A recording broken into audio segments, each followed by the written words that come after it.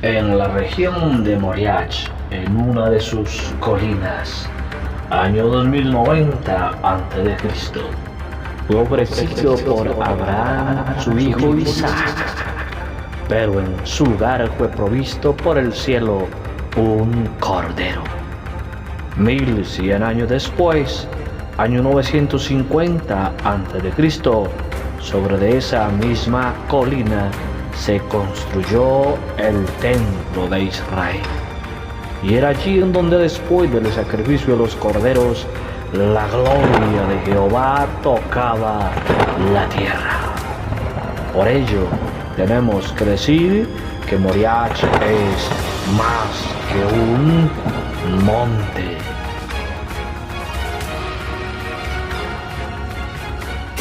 Acompáñanos en este nuevo y fascinante estudio de la eterna Palabra de Dios. Esto es Texto por Texto, Moriach, mucho más que un monte.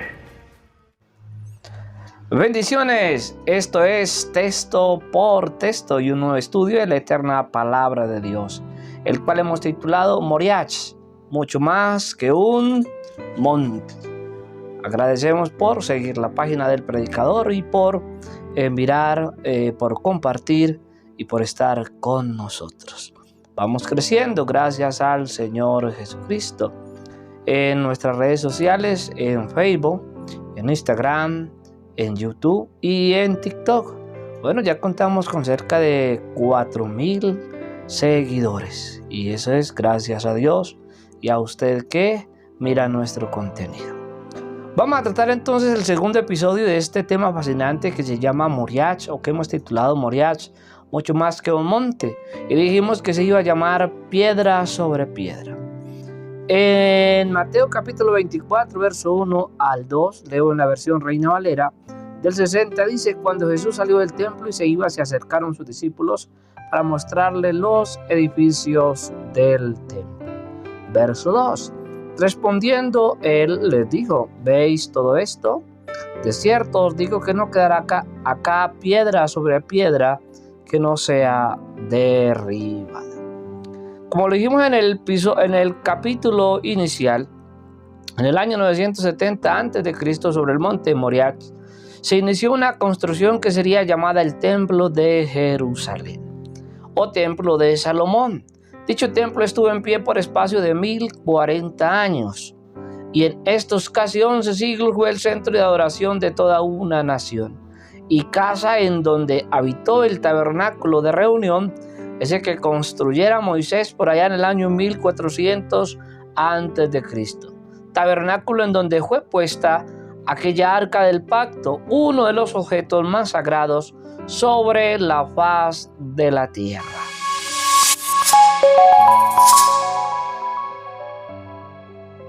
Tanto que en medio de él se podía oír la voz de aquel que creara cielos y tierra. Así de sagrado era el arca del pacto. Y estuvo allí por espacio de 11 siglos, dando la oportunidad a aquel pueblo de tener en medio de ellos al mismo Dios eterno. Esa cajita de madera bañada en oro, recubierta en oro, hecha por madera de acacia. Esa cajita guardaba una gloria impresionante, espectacular. Y esa arca del pacto le fue dada a aquella nación, a aquel pueblo. Le fue dado un ministerio sacerdotal, Aarón y los hijos de Aarón. Y por espacio de 11 siglos estuvieron ellos con el privilegio de tener el arca dentro o cerca de ellos. David le nació en el corazón hacer casa a Dios, pero David no la pudo hacer por mandato del mismo Dios. Esa casa la edificó Salomón, su hijo. En el año 970 aproximadamente la casa quedó construida. A partir de ahí se da inicio, digámoslo así, a un nuevo tiempo en Israel. Hay un lugar, una casa de adoración en donde se puede subir a orar, en donde se puede subir a exaltar el nombre del Señor Jesucristo, en donde se puede subir a sentir la gloria de Dios en ese lugar. Bueno, del año 970 hasta el año 0, o sea, el año en que nació Cristo, el ministerio sacerdotal iba bien. En el año 33, ese templo es visitado por ese que nació allá en la ciudad de David, ese que naciera una noche, ese que fuera visitado por las huestes celestiales entonando cánticos que exaltaban la grandeza y la benevolencia de Dios. 33 años más tarde, ese niño ha crecido y lleva ya cerca de 3 años cumpliendo un ministerio en Israel. Y al final de su ministerio, entra a ese templo que fue construido que fuera construido por Salomón, que fuera destruido por Nabucodonosor y Nabuzaradán, su general, y que fuera reconstruido por mandato de Ciro por Esdras y Nehemías, embellecido por el mismo Herodes. Ahora Jesús entra a ese templo. Entonces Jesús les dice en Lucas 19:46, escrito está, mi casa, o sea, refiriéndose a la casa que le construyó Salomón, es casa de oración. Mas vosotros, o sea, los sacerdotes, la habéis hecho cueva de ladrones. La acusación se dio en base a lo que los mismos sacerdotes habían hecho del ministerio que se les dio a perpetuidad. Ministerio que corrompieron al punto de hacer de ese templo algo totalmente diferente a aquello para lo cual fue edificado. Se deduce de la descripción que es dada por aquel bendito visitante: cueva de ladrones, dejando bien en claro quiénes fueron los encargados de tal inversión de roles, ya que la diferencia entre una casa y una cueva es más que notoria, ¿verdad que sí? Pero usted verá, los sacerdotes se volvieron muy emprendedores. Eso lo tratamos así un poco en el primer episodio. Y así las castas sacerdotales hicieron del templo su centro de comercio, en el cual eran vendidos todos aquellos haberes necesarios para las ofrendas, los holocaustos y más oficios del templo. Ellos establecieron que solo servían los corderos que eran vendidos por ellos, algo así como corderos certificados. Obvio, su precio era bastante alto, pero después de todo era para ofrecerlo al Dios del cielo, quien merece lo mejor, y esto es cierto. Solo lo mejor, pero no solo eran los corderos. También tenían el servicio de venta de aves para quienes no podían comprar los corderos dada su condición económica. Entonces los sacerdotes tenían el servicio de venta de aves para los sacrificios, aves obviamente certificadas por los sacerdotes. Pero incluso impusieron un sistema de cambio monetario, porque muchos traían sus ofrendas al templo en dinero. Entonces ellos se ingeniaron un denario del templo. Obvio, era más costoso que el denario normal, o el denario que no era del templo. Estos señores sí que se volvieron emprendedores. Por ello, ante tal realidad, muchos optaron por no subir al templo, por no llevar ninguna clase de ofrendas, y por consecuente tampoco se subía a orar al Dios eterno en esa casa que fue diseñada justo para ello.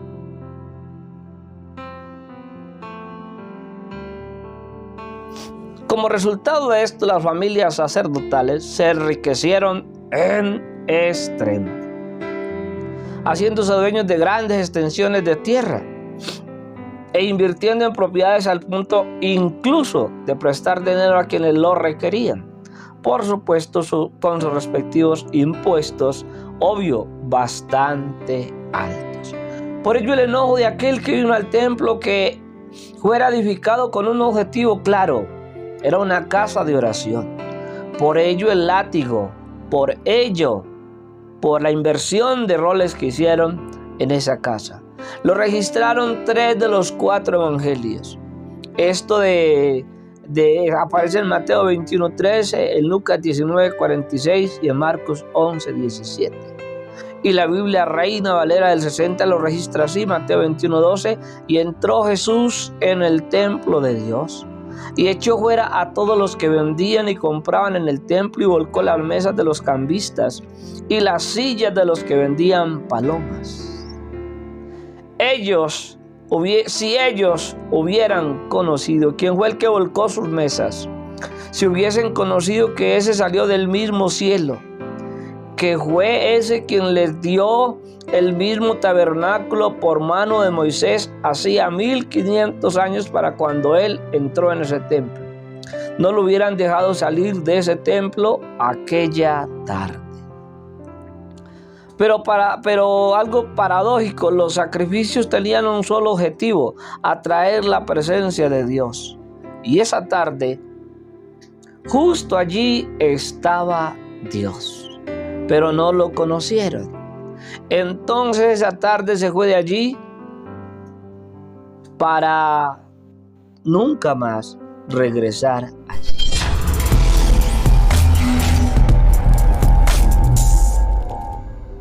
Reina Valera, la Biblia Reina Valera, versión del 60, dice así en Mateo capítulo 24, verso 2. Respondiendo él les dijo: ¿veis todo esto? De cierto os digo, que no quedará piedra sobre piedra que no sea derribada.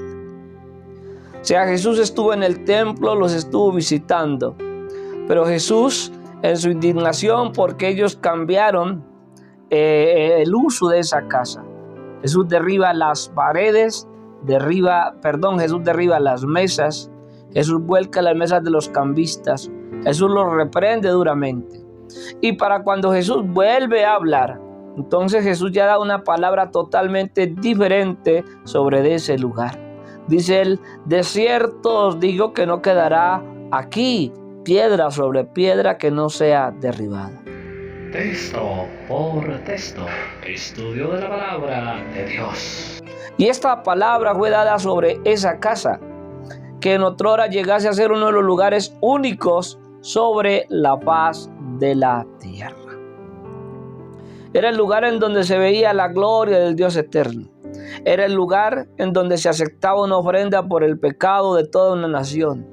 Era el lugar en donde el sumo sacerdote una vez al año entraba ante la gloria del mismo Dios. Pero ellos, los sacerdotes, invirtieron el uso de ese lugar al punto que del cielo lo vieron como una de las muchas cuevas que había en la tierra de Israel. Y en ellas habitaban un sinnúmero de áspides y de toda clase de animales rastreros, amantes de la oscuridad propia de dichos lugares. A mí me parece que es lamentable que Dios diga de esa casa que ya no es casa de oración, sino que es una cueva de ladrones. Entonces, quien ponía su gloria sobre aquella casa, invierte, así como ellos los sacerdotes lo hicieran. Él ya no envió su gloria, sino que envió su palabra de juicio.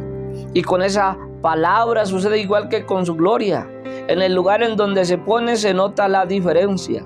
Los cambios se hacen visibles, se hacen más que notorios. Y los cambios sí que se harán notorios para aquella casa, a tal punto que dice Dios, o dijo Jesús en su palabra, que no quedaría piedra sobre piedra que no fuera removida. Esto se pone mejor, esto es texto por texto, un nuevo estudio a la palabra de Dios. Moriah, mucho más que un monte.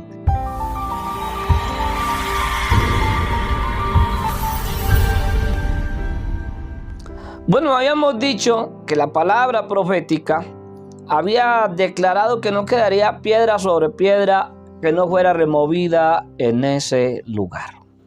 ¿Sabe lo increíble después de haber sido dada esta palabra? Es que 37 años después de esta palabra dada sobre esa casa, así como lo dijo el que habló la palabra, movieron piedra sobre piedra de aquella casa. Y eso lo hizo el general Tito, un general romano, y sus hombres la demolieron por completo. Oiga, usted se ha puesto a pensar lo que sintieron aquellos que escucharon las palabras de la profecía. Ellos vieron edificios, Jesús solo vio piedras sobre piedras. Para cuando el apóstol Pedro escribe sus epístolas, él se dirige a unos que estaban en la dispersión. Y la Biblia de las Américas dice de la siguiente manera, 1 de Pedro 1:1, dice así: Pedro, apóstol de Jesucristo, a los expatriados de la dispersión en el Ponto, Galacia, Capadocia, Asia, Bitinia, elegidos. Es más, para cuando Juan recibe la revelación, hacía ya unos 24 años que el templo había sido reducido a un montón de piedras. Y la verdad parece increíble que aquel lugar, que fuera el lugar en donde la gloria del único Dios eterno y verdadero se dejaba ver, aquel lugar que el mismo cielo dijo que sería casa de oración, ese mismo cielo determina no dejar de esa casa piedra sobre piedra. Y de ese ministerio que se dijo sería a perpetuidad, simplemente les fue quitado y dado a otro que sería fiel en su casa, y de esa cueva no dejó piedra sobre piedra.